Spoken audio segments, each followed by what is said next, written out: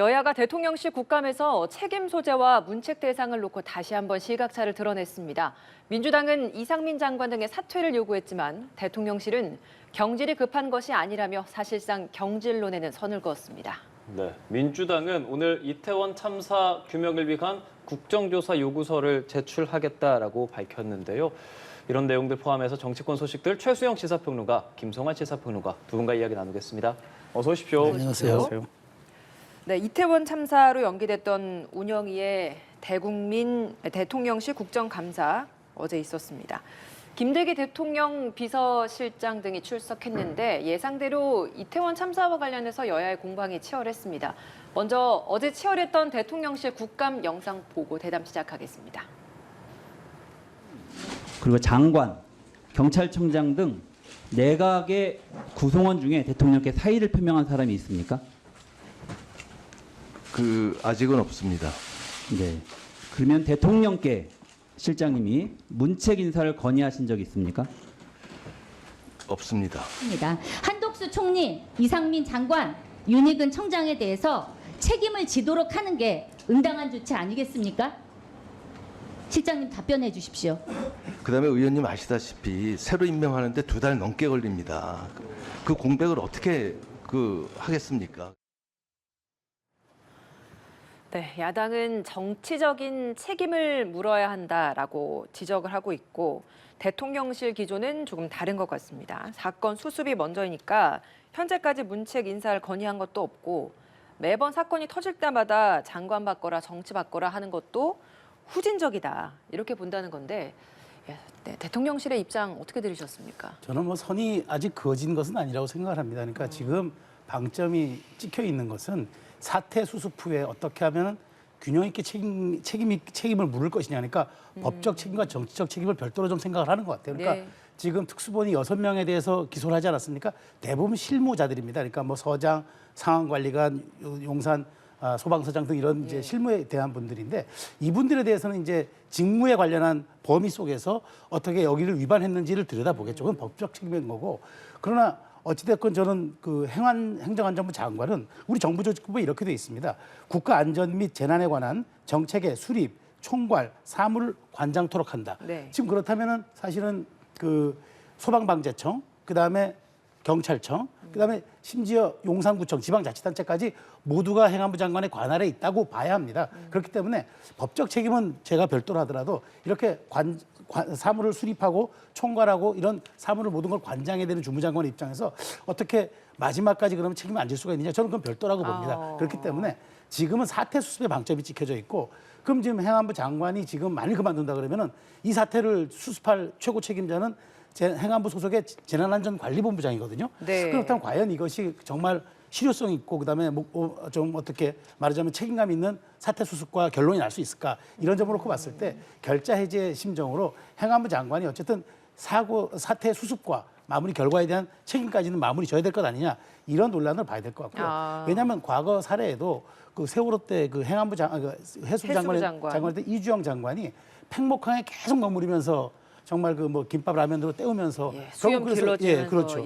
그래서 결국은 다 모든 게 정리가 된 6개월 후에 사퇴를 했었습니다. 그런 전례도 있고 해서 저는 일각에서 야당이 주장하는 대로 이상민 장관을 감싸거나 보호하거나 이런 차원이 아니라 어느 정도 조금 여기에 대한 사태 수습에 대한 실마리가 잡힌 다음에 가닥이 정리가 된 다음에 그 다음에 책임을 묻는 거 따지지 않아야 되겠느냐라는 쪽으로 봐야 되기 때문에 지금 알겠습니다. 이상민 장관은 엄호하고 보호한다, 이런 건 조금 과도한 주장인 것 같습니다. 예, 사실상의 유임 기류가 아니라 선수습 후 책임 기조라고 이해를 해야 한다라는 입장이신데 어떻게 들으셨습니까? 네, 세월호 때 얘기를 하셨으니까 말씀을 드리지만 세월호 때는 구조를 해야 되는 상황이었잖아요. 그러니까 구조해야 될 사람들이 남아 있었던 거잖아요, 배 안에. 그러니까 행안부 장관이 사퇴하지 않고 구조를 지휘하는 역할을 했던 거 아니에요. 근데 지금하고 그때하고 어떻게 비교를 합니까? 지금 사건 다 벌어졌잖아요, 이미. 돌아가실 분들은 돌아가시고 지금 부상자들 빨리 치유를 해야 되는 이런 상황인 거잖아요. 그러니까 그때하고 지금하고 비교할 부분은 아니다 이렇게 생각하고요. 세월호 참사 때 그렇게 지금과 같은 비슷한 대처를 했기 때문에 박근혜 전 대통령이 60% 지지율이 20%대로 폭락한 거예요. 그리고 결국은 국민의힘에서 트라우마 있다 이런 얘기를 하고 있는데요. 그래서 나중에 가서 탄핵까지 된 겁니다. 근데 지금 대처하는 게 세월호 때랑 똑같이 하면 되는 겁니까? 그러니까 되지 않는 거잖아요. 오히려 달리해야지 맞는 거죠. 근데 그거를 오히려 세월호 때를 비교해가지고 얘기하는 게 이게 대통령 비서실장 말이 맞는 건가 이런 생각이 들고요. 말이 다 앞뒤가 안 맞아요. 제가 볼 때는. 지금 이렇게 후진적인 사고가 발생한 것을 얘기하면서 장관이 책임지라고 하는데 그게 또 후진적이라고 얘기하고요. 행정 공백 생긴다고 하면서 인사청문하면 한 2달 걸리기 때문에 그렇다 이렇게 얘기를 하는데요. 지금 행정 공백에 관한 문제가 아니잖아요. 여기에 대한 책임에 관한 문제를 얘기하는 건데 그러면은 앞으로 장관 교체하면 안 되네요. 그렇지 않습니까? 근데 행안부 장관 당시에 참사 발생했을 때 참사 시각 전후로 무슨 일 했는지 지금 일정 공개한 거 있습니까? 아무것도 공개한 거 없잖아요. 그리고 제가 어제 더 귀를 의심한 얘기가 있는데요. 국정상황실은 재난컨트롤타워 아니고 재난컨트롤타워는 중앙재난안전대책본부다 이렇게 얘기했어요. 중앙재난안전대책본부 본부장이 누굽니까? 행안부 장관이에요. 근데 행안부 장관이 대통령보다 상황 더 늦게 알았다는 거 아니에요? 그러면은 이런 재난이 발생했을 때 중대본이 그 재난컨트롤타워인데 본부장은 재난이 발생했다는 사실조차도 몰랐고 대통령실이 오히려 경찰에 연락했다는 거 아닙니까? 근데 컨트롤타워가 어디 있어요? 국정상황실이 컨트롤타워 아니에요? 그러면은? 근데 컨트롤타워 아니라고 얘기해요. 다 면피하려고 하는 얘기처럼밖에 안 들린다는 거예요. 그리고 중앙재난안전대책본부 제가 그래서 규칙도 오늘 다 들여다보고 왔는데요. 이게 상설 조직입니까? 상설 조직 아니잖아요. 각 부처에서 파견 나온 거예요. 일반적으로는 미리 중대본을 구성을 하고 기다리고 있는 거예요. 재난이 발생할까 봐 걱정이 돼서. 네. 태풍이 온다 그러면 미리 구성하고 기다리고 있잖아요. 긴급한 재난이 발생했을 때 중대본이 만들어지는 건요. 재난을 어떻게 수습할 것인가에 관한 문제를 논의하기 위한 거예요. 그러니까 사후 대처에 집중되어 있는 조직이라는 거예요. 그러면 사전에 예방을 하거나 아니면은 발생했을 그 당시에 가장 시급하게 긴급하게 움직여야 되는 것은 중대본이 할 수가 없는 거예요. 애초부터. 그럼 국정상황실이 해야 되는 거 아닙니까? 근데 엉뚱한 얘기를 하고 있잖아요. 전부 다. 예. 그러니까 아까 제가 말씀드렸던 것처럼 면피하고 책임지려고 하는 사람 아무도 없는 것처럼 만들기 위해서 상황을 이렇게 몰아가고 있는 거라고밖에 해석되지 않는다는 겁니다. 그래서 시기적으로도 선수습 후책임조차도 아니고 지금 당장 책임 있는 조치를 취해야 한다 이런 이야기를 하시는 거네요. 그 어느 국민한테 한번 물어보세요. 우리 과거 알겠습니다. 역사까지 뒤지지 않더라도 말이에요. 예. 그러니까 이게 여권 안에서도 뭐 안철수 의원이 말한 거는 이상민 장관이 늦지 않게 책임을 져야 하는 모습을 보여야 한다고 했는데 이 늦지 않게 책임을 져야 한다는 그 시기적으로 그러면 언제가 적합할까요, 평론가님? 그러니까 늦지 않게라는 게 정무적 판단의 기준인 거예요. 그러니까 저는 법적 책임은 이미 한 트랙으로 진행되고 있으니까 그럼 정무적 판단 제가 말씀드렸잖아요. 정부조직법에 분명히 거기 관장하도록 돼 있기 때문에 저는 책임을 지는 거는 분명한데 어떤 시기에 어떻게 책임을 지느냐. 그러니까 최소한 저는 이 사태에 대해서 총리 정도가 어떤 그 결과에 대한 행정적 차원의 총합의 차원에서 대국민 보고를 드려야 되는 시점이 있어야 된다고 봐요. 어떻게 대처했고 어떻게 처리됐고 최종적으로 지금 아까 이번에 사망하신 분들, 부상하신 분들 여기에 대한 총합적인 보고를 국민에게 한번 드리면서 그때 저는 책임을 물어도 늦지 않다고 생각을 합니다. 그렇기 때문에 행안부 장관은 주무장관이에요. 그래서 사실은 우리가 지금 매일매일 재난안전관리본부장이 브리핑을 하지만 실제로 모든 것에 대한 컨트롤 타워 역할은 행안부 장관 하는 게 맞아요. 그렇기 때문에 저는 여기에 대해서 지금 당내 의원들은 그런 거죠. 지금 중진들의 얘기는 그렇다니까 시기를 잘 판단하라고 얘기하는 겁니다. 그러니까 경질을 하지 말라가 아니고 경질을 지금 하라가 아니고 경질의 시기를 그럼 대통령께서 어떻게 판단하실 것이냐. 그러면 저는 대통령께서 지금 곧 순방 나가신다고 하지 않습니까? 금요일쯤? 네. 저는 그 전후가 되는 것도 대통령실이 한번 고려해 봐야 된다고 생각을 합니다. 그러니까 제가 지금 보기엔 지금 참사가 발생한 지 열흘 정도 지나지 않았습니까? 그러면 이번 주 정도면 어느 정도 좀 수습의 가닥을 잡는다고 본다면은 저는 대통령 순방을 전후로 좀 이런 부분에 대한 어떤 정무적 책임의 소재를 좀 따질 게 필요하다고 보고 그다음에 경찰 지휘부들은 사실은 지금 법적인 책임, 정무적 책임 동시에 지금 압박이 오고 있기 때문에 이 부분은 좀 별도로 판단하더라도 행안부 장관에 대한 지금 얘기들은 저는 국민의힘 내부에서도 여러 가지 다양한 의견들이 분출되고 있는 만큼 대통령 순방을 전후로 저는 어느 정도 총리가 종합적 상황 보고 한 그걸 기점으로 저는 판단할 필요가 있겠다. 저는 그런 생각 갖고 있습니다. 근데 지금 정부 차원의 그 진상조사라든가 아니면은 책임자와 관련돼 있는 조사하고 있습니까? 안 하고 있잖아요. 지금 경찰이 수사하고 있는 거잖아요. 정부 차원에서 우리가 모르지만 공개하진 않았지만 행안부 내에서 재난안전관리본부 중심으로 하고 있겠죠. 책임에 묻는 거는 지금 전 공식적으로 들어본 아니, 그러니까 바가 책임에 없어요. 대한 그거는. 거는 책임을 묻는 거는 인사권자가 묻는 거지 내부적으로 지금 아니, 책임을 그러니까 전달할 수가 제가 없는 거 아닙니까? 그래서 제가 여쭙는 거예요. 네. 경찰이 수사하고 있는 거죠 지금. 그렇죠. 예. 정부 차원의 조사가 이루어지는 건 아니잖아요. 아니 그러니까 근데 정부 언제 차원 뭘 조사를 해가지고 거기에 대한 책임을 묻고 그 다음에 그 책임을 질 사람은 진다고 얘기를 하는 겁니까? 그래서 제가 제안을 드린 거 아닙니까? 지금 그렇다면은 여기에 모든 것에 대한 이제까지 진행 상황과 행정력 투입이라든가 여기에 대한 행정적 결과들을 총리가 보고하는 것 그게 사태 수습이고 조사고 하는 거지 조사 없이 어떻게 그러면 그 결과를 발표할 수 있습니까? 저는 그 과정이 필요하다라고 말씀을 드리는 겁니다. 그러니까 뭐 제가 반박하고 안 하고의 문제가 아니고요. 윤 대통령이 국가안전 시스템 점검회의에 참석했을 때 막연하게 다 책임져라. 그건 현대사회에서는 있을 수 없는 얘기다. 이렇게 얘기를 했잖아요. 네. 그 경찰청장 뭐 사실 앞에다 두고 사실은 경찰청장한테 겨냥한 듯한 얘기를 하면서 크게 질책을 했잖아요. 행안부 장관은 대통령이 언급조차 하지 않았어요. 근데 앞서도 얘기 나왔잖아요. 재난 컨트롤 타워가 중대본이라면서요. 그러니까 본부장이 행안부 장관이잖아요. 그러면은 명확하잖아요. 이번 사태 총 책임자고 컨트롤 타워 역할을 해야 될 사람이 책임을 못 진 거 아니에요. 제 역할을 못 한 거잖아요. 지금 나오는 것만 해도 지금 119, 112 신고에다가 경찰서장 움직이지 않았고 경찰 수뇌부도 안 움직였고 소방하고도 서로 안 맞았고 재난통신망도 가동 안 됐고 아무것도 안 됐다는 거잖아요.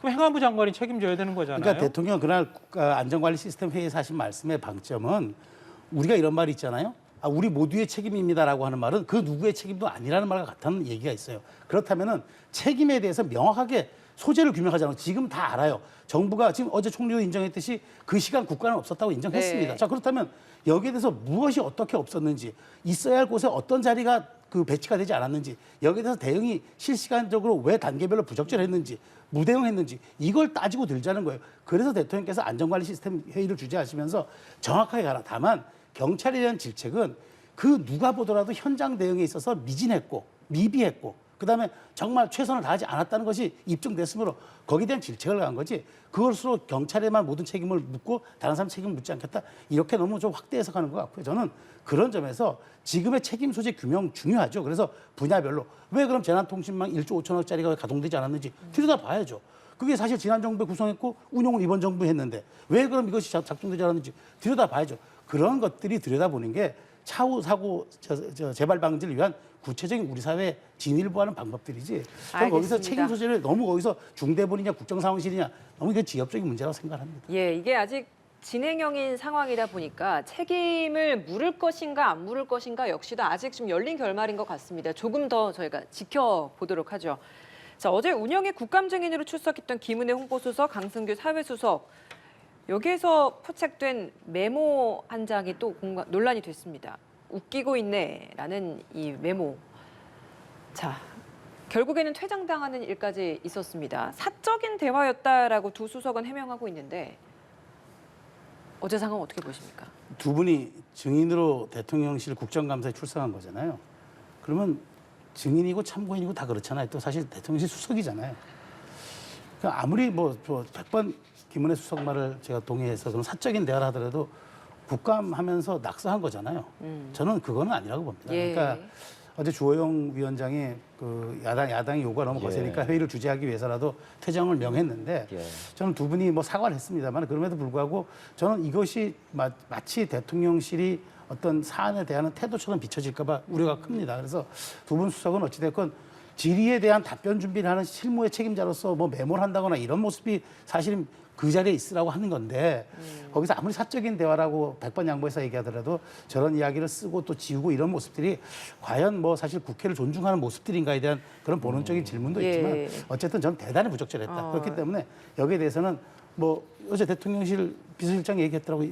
입이 10개라도 할 말이 없다고 했는데 저는 그 말이 모든 것을 대신한다고 봅니다. 야당에서는 그래서 국회 모욕죄라서 고발할 방침이고 대통령실의 인사조치도 필요하다 이런 입장이거든요. 글쎄 뭐 국회 고발까지는 필요할지는 모르겠습니다만 예. 대통령실에서 대통령께서는 이런 사안에 대해서는 국회 존중, 입법권 존중이라고 늘 말씀하시니까 한번 고민해볼 필요는 있을 것 같은데 다만 이것을 너무 또 이 메모 사건을 너무 확대해가지고 이것을 이제 뭐 대통령께서 인사조치까지 해라 그 요구는 할 수 있다고 봅니다. 그러나 그것에 대한 꼭 그 결과를 받아들여야 되겠다 생각하는 거는 조금 그것까지는 제가 보기에 해프닝이지만 조금 심각한 해프닝으로 보는 게 맞지 않을까 싶습니다.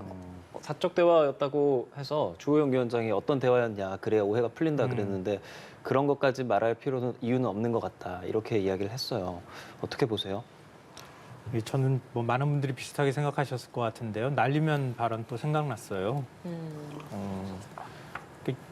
뭐라 그럴까요? 야당에서 대통령실에 책임을 묻는 질이나 이런 것들이 오고 가고 있는 상황에서 거기서 홍보수석이라는 사람이 웃기고 있네 이렇게 메모를 하면 그게 그냥 사적 대화 나누는 과정에서 메모 남긴 거라고 생각하겠습니까? 그러니까 그런 오해를 살만하니까 사적 대화라고 얘기를 하면 차라리 오해를 풀기 위해서 어떤 대화인지를 좀 얘기해야 되지 않겠느냐 이렇게 얘기하니까 공개할 의무가 없다 이렇게 얘기를 해요. 그럼 더 오해 살 거 아니에요. 차라리 공개를 해버리면은 덜 오해를 살 텐데. 그러니까 날리면이라고 하는 게 또 생각난다 이런 얘기를 안 할 수가 없고요. 사적 대화라는 것도 사실은 말이 안 돼요. 왜냐하면 아무리 두 사람 다 수석이라 하더라도 강승규 시민사회 수석이 제가 알기로는 7살이 더 많아요. 네. 근데 서로 사적 대화하는데 이렇게 연배가 높은 사람한테 웃기고 있네 이렇게 옆에다가 메모 남길 사람이 과연 몇 명 되겠습니까? 그것도 사실 핑계처럼 들리는 것 같아요. 네. 그리고 큰 틀 안에서 봐도 국감장에서 그런 사적 대화 나누면서 그렇게 메모 남기는 게 이게 맞는 거냐 이런 생각이 들고요. 저는 이게 대통령실이 이번 참사를 대하는 어떤 태도를 보여주는 거라고 생각해요. 공감 없음, 국민들의 아픔 이런 거에 공감이 없다는 거 하나 하고요. 또 하나는 책임을 지려고 하지 않는다고 하는 모습, 거기에 동의하지 않는 모습. 이게 그대로 지금 웃기고 있네라고 하는 메모로 다 드러난 것이다라고 저는 생각합니다. 네, 또 언론사에 포착된 메시지가 있습니다. 이거는 민주당 문진석 의원 휴대폰에서 나온 건데 모든 수단 방법을 동원해서라도 희생자의 명단과 사진을 확보해야 한다. 추모 공간도 마련해야 한다. 이런 내용이었는데 이 메시지를 보낸 사람이 민주연구원의 부원장, 그러니까 싱크탱크라고 할 수 있기 때문에 국민의힘에서는 유가족의 슬픔을 이렇게 활용해도 되냐라면서 공세를 펼치고 있거든요. 어떻습니까? 그건 두 가지 차원으로 해석할 수 있을 것 같아요. 국민의힘에서는 정치적 목적으로 예를 들면 영정을 공개하자거나 아니면 이름 공개하고 이렇게 해야 된다 이렇게 얘기를 했다고 볼 수도 있고 또 반대로 얘기하면은 지금 현 정부가 사건을 점점 그 사건을 축소하려고 하니 이 축소하려고 하는 것 때문에 지금 합동분향소도 위패 하나 없이 영정 하나 없이 이런 식으로 만들어놨는데 이게 도저히 납득이 되는 행위냐라고 하는 차원에서 얘기했을 거라고 보는데 저는 대화의 맥락상으로 보면은 현 정부가 자꾸 사건을 축소시키려고 한다.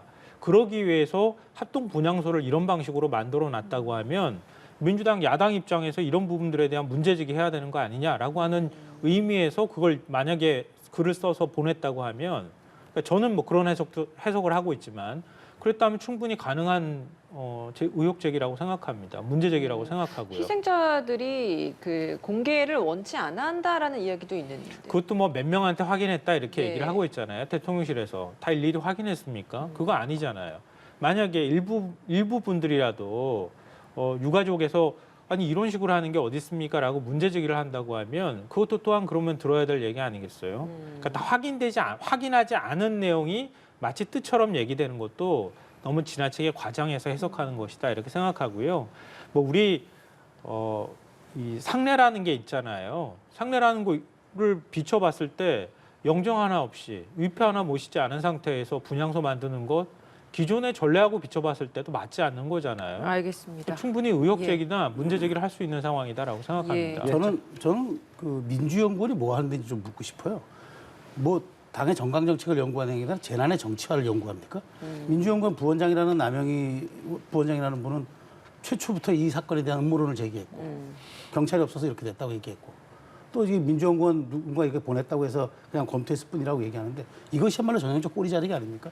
이게 재난의 정쟁화죠. 우리가 진짜 국회가 공당이라면 책임 있는 제1야당이 해야 할 일은 다시는 이런 일이 발생하지 않도록 어떻게 정부를 압박하고 어떻게 정부를 감시해서 새로운 대안을 내놓느냐. 그래야 수권정당 대안정당 되죠. 근데 시승자 사진 해가지고 다시 추모를 정치의 장으로 끌어내자는 얘기로 비춰지잖아요. 김성환 평론가 말대로 뭐 그런 맥락이 있었다고 쳐도 이건 분명하게 그런 뜻으로 이야기한 겁니다. 더군다나 민주연구원이면 당내 공식 기구입니다. 비공식 기구고 어디면 사단법인도 아니에요.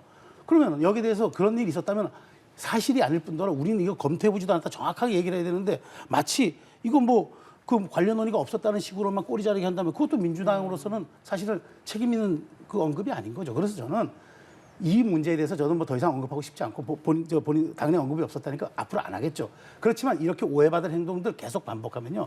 실수가 반복되면 실력이라고 하듯이 이런 이야기들이 자꾸 국민에게 노출되면 민주당의 모든 얘기들이 진정성 있게 국민에 다가가겠습니까? 예. 다시 한번 생각해볼 대목입니다. 알겠습니다. 자, 이런 가운데 국회 정무위에서 이태원 참사 당시의 상황을 서울 강남역 출근길과 비교한 박문규 국무조정실장의 발언도 도마 위에 올랐습니다. 어제 발언 직접 들어보시죠. 물릴 것이라면은 마땅히 안전대책을 세웠어야겠죠. 구청이든 경찰이든. 그런데 그 안전대책에서 가장 중요한 혼잡경비 경찰 배치는 빠졌어요.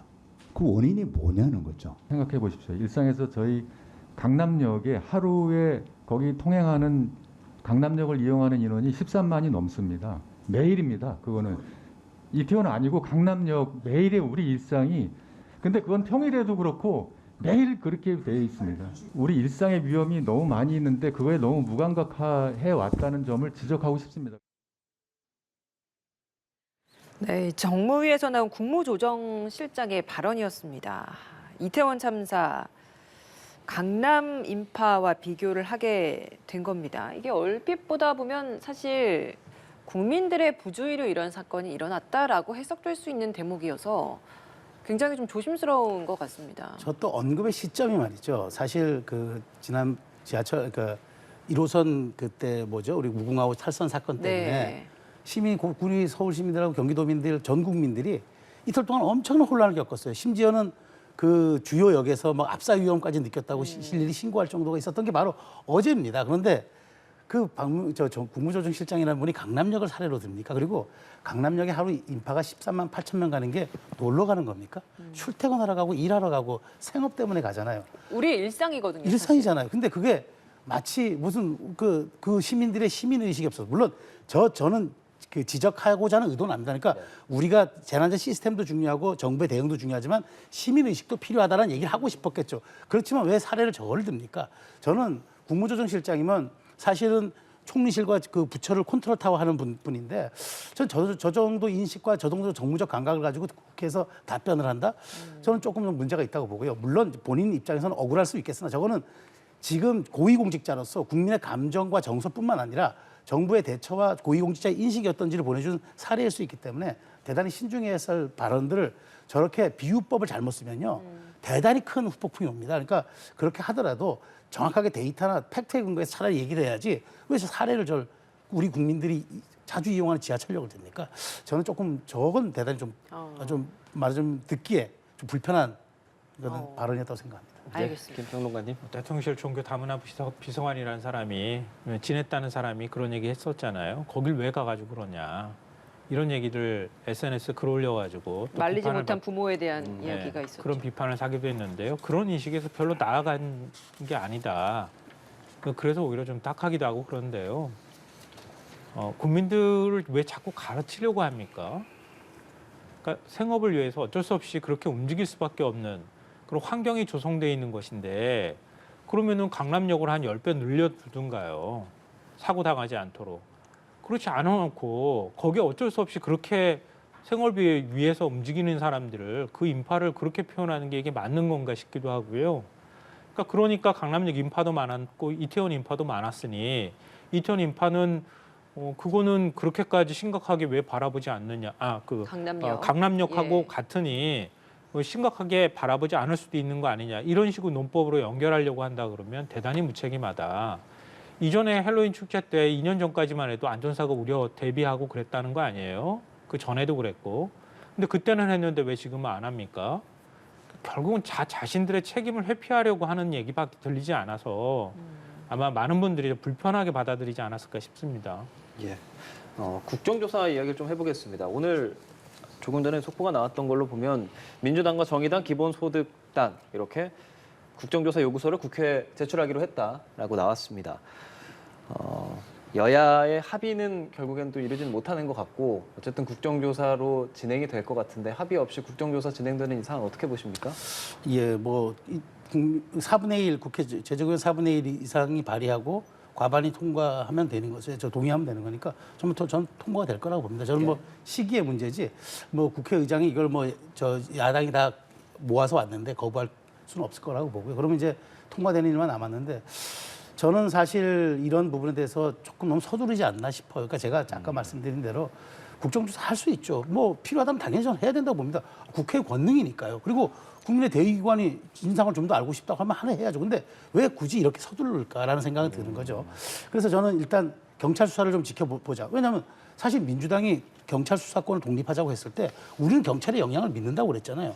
경찰의 영향을 믿어서 검찰 수사권 많이 가져와서 경찰에 줬으면 경찰이 지금 특수본에서 수사하고 있으니까 이거 좀 믿어보고 가자고 해야 되는데 사실 저렇게 말하면 저게 사실 모순된 행위긴 한데 그렇지만 국정조사를 해야 되겠다. 근데 전 너무 서두른다는 생각이 드는 거죠. 그래서 혹시나 저는 이런 어떤 지금 국민적인 이런 아픔 이런 것들이 있을 때 여기에 이 에너지가 식기 전에 계속적으로 이거를 정치적 동력으로 끌고 가자고 하는 그런 어떤 의도가 숨어 있지 않을까라는 정치적인 의도가 있다. 예, 의구심을 갖는 거죠. 그러니까 저는 당연히 국정조사 필요하다면 해야죠. 그리고 주호영 원내대표도 얼마 전에 우리가 그 반대하는 건 아니다. 다만 수사 결과 발표는까지만 보고 그다음에 미진하다면 할 수도 있지 않느냐. 그렇게 얘기를 했단 말이죠.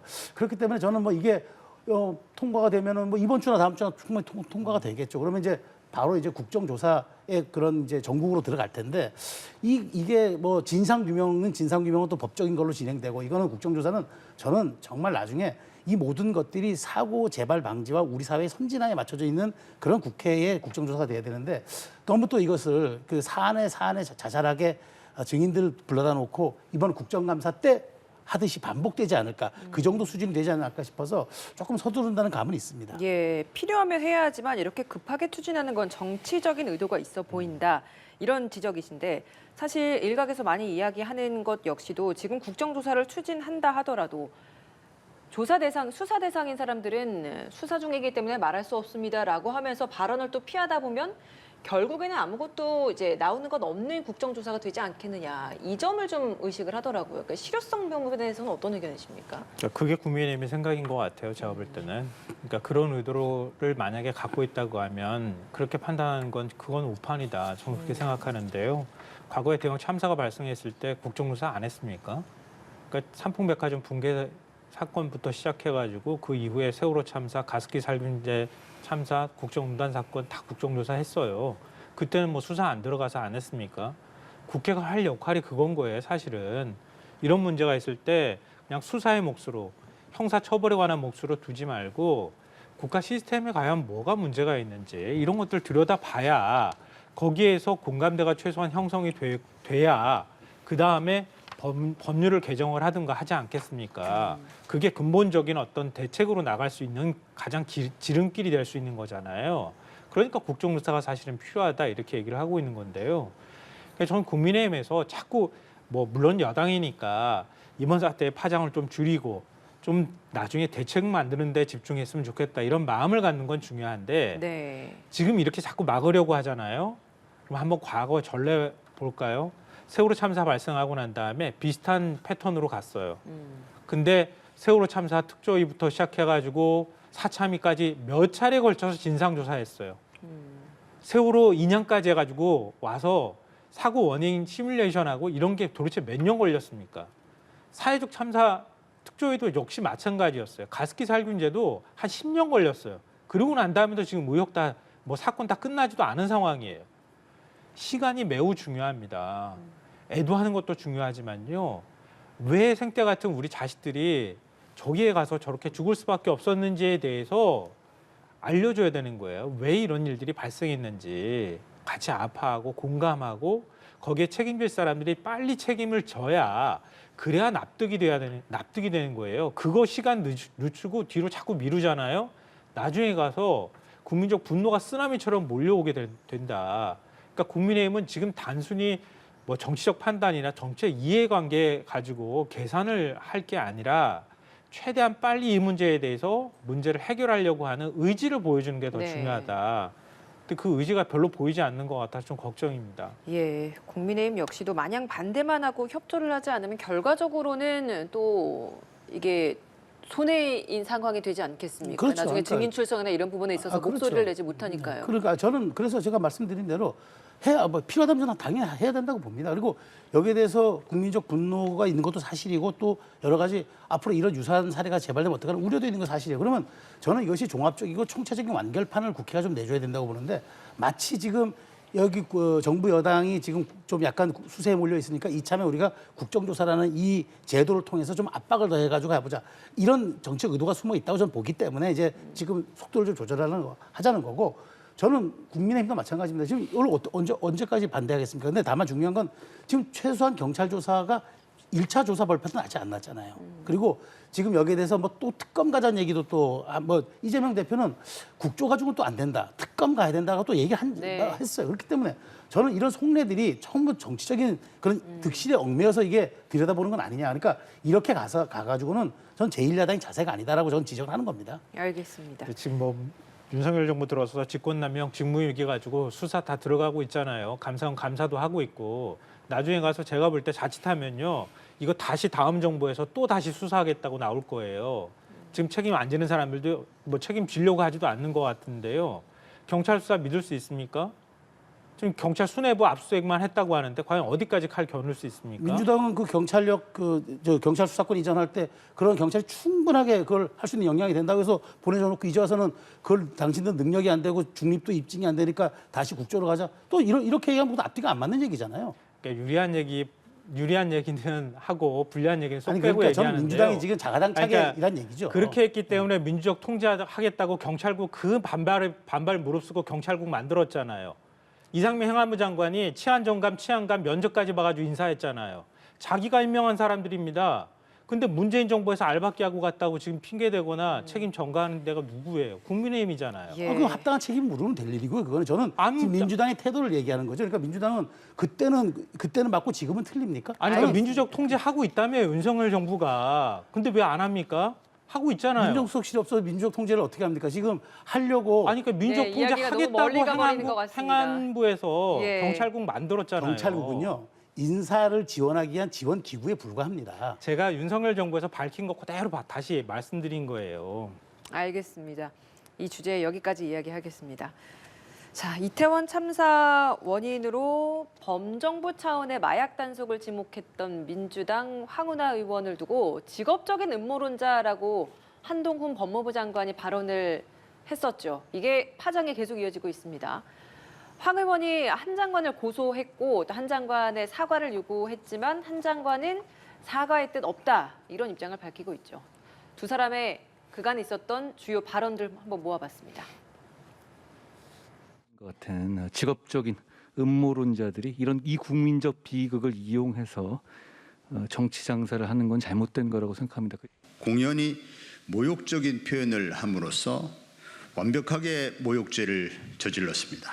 현행범으로 체포돼야 할 수준의 명백한 범죄입니다. 사과는 허황된 음모론을 퍼뜨린 사람들이 해야죠. 네, 직업적 음모론자 이 표현이 너무 과했던 것 아니냐? 음모론을 퍼뜨린 사람이 문제 아니냐?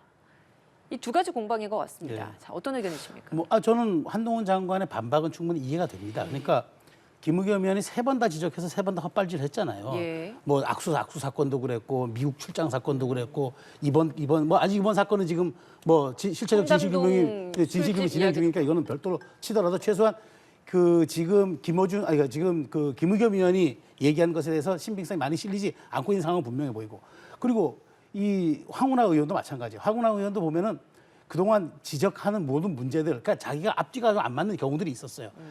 그렇지만 여기에 대해서 마약 수사 때문에 이태원 참사가 발생했다. 사실 인과관계가 없는 거죠. 없는데 한 장관의 책임처럼 이렇게 귀결시켜서 단정지어 버리니까 한 장관이 빨끈했죠.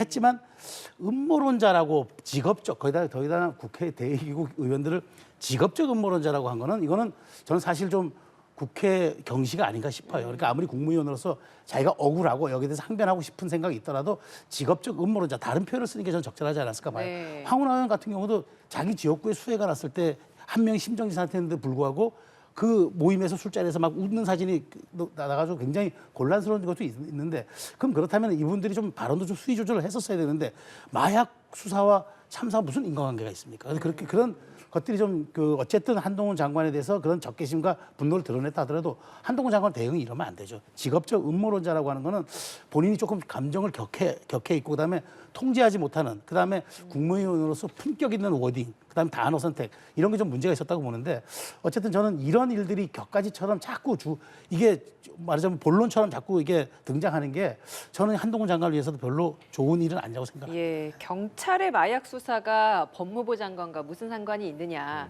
다만 거기에 발끈할 수는 있지만 표현은 부적절했다, 이런 지적이시거든요.